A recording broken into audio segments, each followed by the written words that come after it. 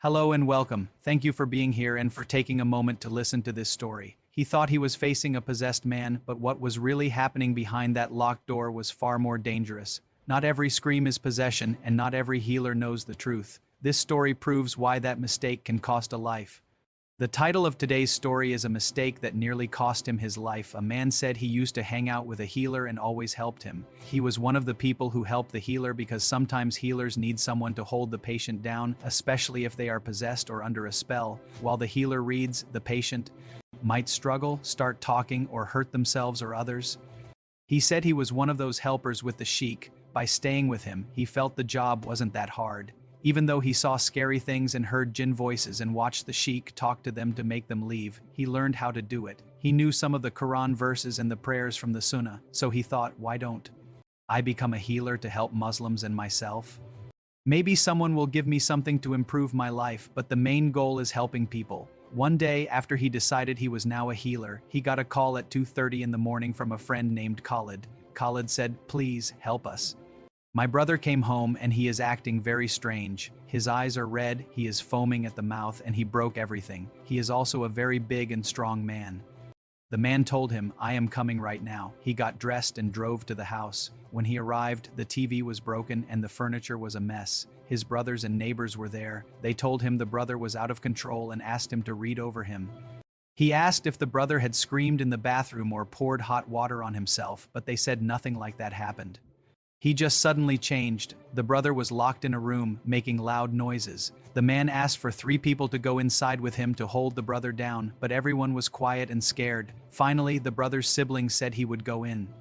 The man planned to do what his teacher used to do, draw a line on the floor and read the throne verse Ayatul Kursi and other prayers so the spirit couldn't cross it. When they went in and locked the door, the brother was holding a big piece of wood. The man looked at him and said, "Stay back or I will burn you." The brother looked angry, and the sibling ran out and locked the door. The man drew his line and started reading, saying, "Stay back or I will burn you." Suddenly, the brother attacked him with the wood and started beating him up. The man kept screaming, "Stay back or I will burn you." While he was being hit, he called for help, but then he fainted. He woke up in the hospital with both arms and one leg broken, and he was covered in cuts and blood. It turns out the brother wasn't possessed. He had taken bad drugs that messed up his brain. These are real stories that show how dangerous drugs can be today. The man thought it was a spirit, but it was a medical emergency. These real stories teach us that not just anyone should try to be a healer. You need to know what is actually wrong first. These real stories remind us that if someone is acting crazy, it might not be magic or spirits, and we must be very careful. After that, the man quit being a healer forever. Here are 3 clear and powerful lessons gained from this story. 1. Not every unusual behavior is spiritual.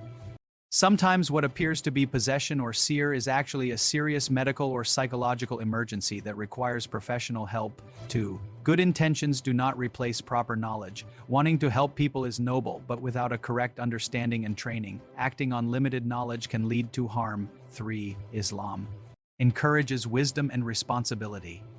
Ruqya and healing are not for everyone, and responsibility requires knowing when to seek doctors and experts instead of assuming unseen causes.